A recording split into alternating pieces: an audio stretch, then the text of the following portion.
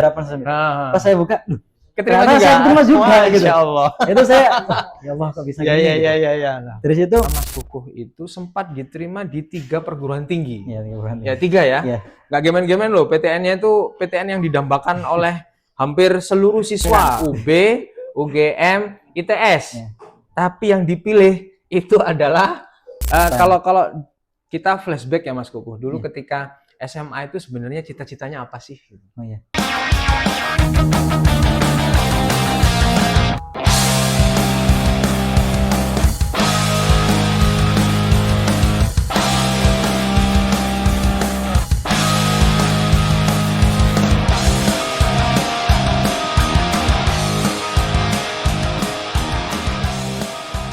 Bismillahirrahmanirrahim. Assalamualaikum warahmatullahi wabarakatuh. Waalaikumsalam.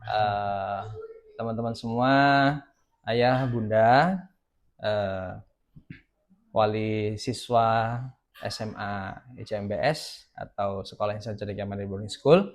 Alhamdulillahirrabbilalamin. Suatu nikmat yang luar biasa. Hari ini bersama kami ada salah satu alumni anak didik kami, yaitu Ananda Kukuh. Nama lengkapnya siapa?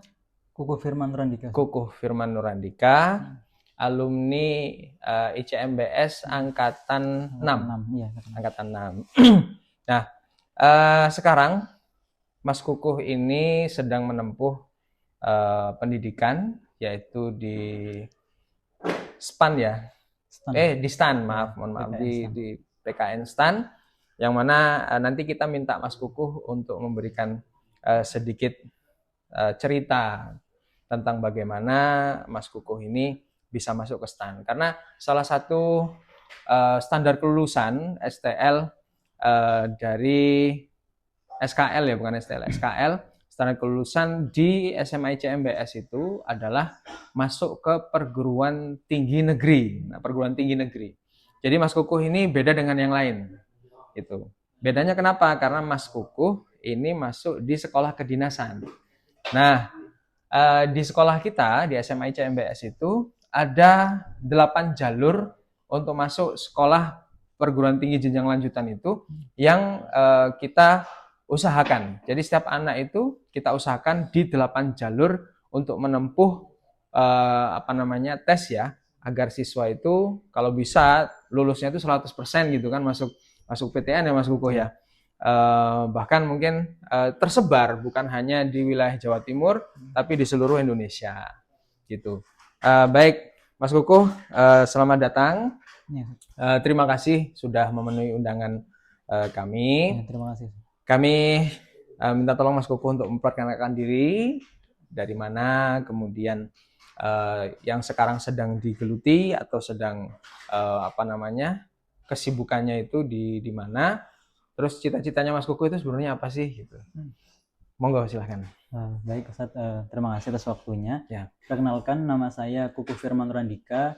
Saya berasal dari Sidoarjo dan merupakan alumni SMA Insan Cendekia Mandiri Boarding School dan angkatan 6. Angkatan 6. Ya, terus kemudian saya sekarang sedang menempuh perkuliahan kedinasan di Politeknik Keuangan Negara STAN di Bintaro. Dan kesibukan saya saat ini, saya ikut organisasi Ustaz. Oh, organisasi. Ya, saya ikut 2 organisasi. Yang pertama ikut keagamaan STAN, namanya di sana Masjid Baitul Mal. Oh. Dia mana sebagai ketua divisi, terus kemudian ikut seperti organisasi keilmuan Ustaz. Namanya Pusat Studi Manajemen Aset. Saya ikut di sana dan aktif di beberapa UKM Ustaz. Oh, ya, di sepak bola juga sama catur juga. Masya Allah. Ya. Jadi luar biasa sekali ya Mas Kukuh. Kalau kita flashback ya Mas Kukuh, dulu ketika SMA itu sebenarnya cita-citanya apa sih? Oh ya. Saya dulu gini Ustaz. Saya dulu emang dari SMP Ustaz. Pengen jadi insinyur kalau bahasanya. Saya dulu pengen ngambil teknik. Terus emang saya kan seorang insinyur juga. Kebetulan teknik sipil juga. Dan saya dari situ tertarik juga ingin ikut berkecimpung di dunia ayah saya itu. Ngikutin jejak lah ya. Gitu Ustaz. Terus dulu kan ketika ini ya selesai SMA itu, kalau enggak salah Mas Kukuh itu sempat diterima di 3 perguruan tinggi. Iya, perguruan tinggi. Ya 3 ya. Iya. Nggak gemen-gemen loh, PTN-nya itu PTN yang didambakan oleh hampir seluruh siswa, gitu kan, khususnya Jawa Timur, sama Jawa Tengah. Satu itu mana, UM ya? UB. Oh, UB Brawijaya, Malang. Yang kedua UGM. UGM dulu fakultas apa itu? Teknik juga. Teknik sipil. Ya. Yang ketiga baru ITS. No, di ITS loh. Bayangkan UB, UGM, ITS. Ya. Tapi yang dipilih itu adalah STAN. Nah, Masya Allah gitu kan. Nah, ini yang perlu disampaikan ke teman-teman Mas Kukuh. Ya. Terutama adik-adik ya nanti yang melihat video ini. Nah, ini alasan kenapa Mas Kukuh milih yang di kedinasan ya. Padahal ini top semua ini PTN ini. Gitu kan? Nah, monggo Mas Kukuh. Sebenarnya kalau disuruh ceritanya panjang. Oh, panjang ceritanya. Enggak apa-apa, disingkat aja. Ya. Jadi emang dulu kan ketika SNBT kan saja. Ketika SNBP saya kan ada Jibal. Kemudian saya nembak ITS, teknik sipil. Tapi qadarullah saya nggak keterima SNBP. Akhirnya harus ikut SNBT. Kalau dulu UTBK namanya. Ya. Nah, terus di SNBT saya emang tetap narjet sama ITS teknik sipil. Karena emang pengen ITS bagus nih. Teknik juga akhirnya pengen ITS kan. Akhirnya dari situ saya seharinya masang stiker di lemari. Jadi BLP-nya dulu ya. BLP saya tuh ITS gitu terus. Nah, tetapi Ustaz, ini uniknya tuh ketika penutupan SNBT itu, ayah saya tuh bilang kalau misalkan yaudah intinya saya nggak usah di ITS. Kamu nembak UB aja. Soalnya paling berpotensi kamu di UB gitu. Soalnya emang saya kan seorang teknik sipil dan emang bisa ngelihat dunia kerja kayak gimana gitu. Jadi disarankan di UB. Dari situ saya kayak kalau saya nurutin ego saya sendiri, masa ITS nanti takutnya malah nggak keterima, malah nggak jadi apa-apa gitu kan. Oke. Nanti saya nurutin saya di SNBT itu akhirnya masukin UB teknik sipil. Dan ITS justru malah saya masukin ke pilihan kedua. Pilihan kedua. Gitu. Oke, terus dari situ saya kan liburan saja. Saya belajar SNBT. Terus di tengah belajar itu saya juga dapat informasi kalau misal ada beasiswa ITS. Beasiswanya sama, itu beasiswa kalau misal keterima itu masuknya ke jalur mandiri. Saya ikut tapi masih pendaftaran. Nah, terus setelah itu ada tes SNBT. Tes SNBT di ITS juga. Nah, kontrolnya lagi Ustaz. Saya tes SNBT ketiduran Ustaz. Masya Allah. Kita di bagian literasi Indonesia. Karena saya waktu itu baca terus tiba ngantuk terus saya ketiduran. Akhirnya setelah SNBT itu saya tuh nangis Ustaz. Karena pas itu diantar mbak saya nangis. Saya bilang udah kayaknya nggak ada harapan di SNBT gitu. Saya bilang gitu sambil nangis sama mbak saya nyaranin, yaudah sebulan lagi tuh ada UTL UGM, ujian terus UGM. Nanti kalau misal kamu masuk itu nggak ada uang pangkal, jadi hitungnya hitung kayak keterima SNBT. Yaudah, ini peluang nih. Akhirnya saya narjetin saya tinggalin SNBT, saya fokus di UTL UGM itu. Saya sebulan tuh yaudah masang lagi itu teknik sipil UGM. Akhirnya yaudah. Ternyata pas di sela-sela itu juga ada tes ITS juga beasiswa. Yang saya kan selinier Ustaz. Saya mempelajari materi UGM. Itu materinya juga sama dengan yang diujikan dengan beasiswa ITS. Jadi selinier. Karena selinier akhirnya pas tes itu qadarullah saya langsung pengumuman juga keterima ITS. Kebetulan itu D4 sipil, teknik sipil. Dan setelah beberapa minggu baru tes UTL UGM saya ke Jogja pas itu sama teman saya terus tes. Dan akhirnya qadarullah juga keterima Mas betul. Keterima betul. Dan juga kebetulan di pengumuman SNBT di ketika itu saya tuh kaget pas buka SNBT, saya nggak ada harapan SNBT. Pas saya buka keterima juga. Saya keterima juga gitu. Allah. Itu saya ya Allah kok bisa gini. Iya. Dari situ saya kayak mikir kok bisa gitu Ustaz, kok bisa gitu, sedangkan pas ketika saya ngerjain tuh kayak nggak ada harapan gitu. Tapi ya setelah mengikuti kerangkaian itu saya terima tiga-tiganya sudah. Dan STAN ini sebenarnya bukan pilihan prioritas saya, karena saya emang dari dulu emang saya pengennya teknik sipil dan idealis saat kayak, dulu saya PTN pengen gini, nggak ada pandangan harus itu.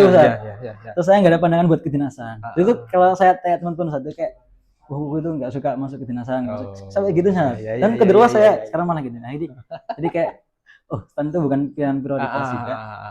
Saya tuh cuma ikut ngalir ikut tesnya, saya ikut dan juga saya selalu minta doa orang tua saya sebelum berangkat tuh, kalau saya doa kalau misalkan ini jalur saya, mudahkan gitu. Kalau misal bukan jalur saya, ya udah selesai di tes ini, nggak usah lanjut lagi gitu. Biar saya nggak ada beban harapan lagi di situ ya. Oke. Akhirnya setelah keterima tiga itu kebetulan ketika STAN itu tes psikotes. Tes psikotes udah keterima 3 itu. Ayah saya tuh karena beliau tegas. Saya disuruh sebagai ya remaja ketika itu disuruh milih antara 3 itu. Antara teknik, ibaratnya teknik sipil atau STAN. Soalnya disuruh milih ketiga itu. Akhirnya saya banyak istikharah, sholat banyak. Terus dari mulut ibu saya keluarlah jawaban kalau misal saya meneruskan di UB aja sambil nunggu pengumuman STAN. Akhirnya ya udah saya ikut ibu saya, orang tua saya tinggalkan UGM, tinggalkan ITS, saya fokus di tes STAN sama jalanin di UB dulu karena pelaksanaan tes wawancara itu terakhir wawancara STAN itu di sebulan ketika masuk UB Ustaz. Jadi saya masuk dulu di UB. Berarti sudah kuliah ya? Udah kuliah sebulan tuh. Nah, saya tetap ikutin jalur wawancara soalnya ibu saya bilang gitu. Ikutin aja dulu nggak apa. Akhirnya saya ikutin aja. Saya benar-benar nggak ada prepare sama sekali STAN tuh jujur. Sekedar ikut saja. Pas wawancara ya enjoy. Dan kebetulan pas pengumuman, saya tuh pengumumannya itu pagi hari, Terus spesial pagi hari jam 5 nggak salah. Saya tuh nggak menunggu pengumuman STAN. Tapi pas ketika itu paginya tiba-tiba saya bangun tidur habis sholat subuh gitu. Ibu saya telepon saya angkat. Ibu saya nggak ada suara saya angkat gini. Yang keluar cuma suara tangisan bunda saya. Li, kamu keterima STAN gitu. Saya langsung kayak saya dulu ingat saya pernah doa kalau misalnya jalurku ya udah mudahkan gitu. Kalau misalnya gitu. Akhirnya saya langsung keinget gitu. Terus saya itu dilema Ustaz antara 2 pilihan. Saya karena kayak pilihan gitu, 2 pilihan hidup berbeda Ustaz, sipil sama STAN gitu kan. Ya. Saya kayak banyak berdoa terus sholat istikharah. Saya di hari itu meninggalkan 1 kelas sipil, saya tinggalkan. Terus saya juga izin teman-teman saya. Terus habis sholat itu terus saya telepon lah mas saya, mbak saya, mbah saya juga saya telepon semuanya kayak ngasih pertimbangan. Akhirnya banyak jawaban kalau misal tinggalkan pikiran idealisme. Sekarang udah keterima STAN, alhamdulillah disyukurin karena banyak orang yang pengen STAN juga. Akhirnya saya ikutin itu apa kata orang tua saya, apa kata mas saya, mbak saya ikutin. Akhirnya saya tinggalkan UB, saya ambil STAN. Di detik itu juga langsung orang tua saya ke UB nyebut saya, soalnya besoknya harus daftar ulang di STAN. Akhirnya ya udah persiapan meninggalin langsung ke Jakarta. Masya Allah. Gitu. Luar biasa. Perjalanan yang panjang.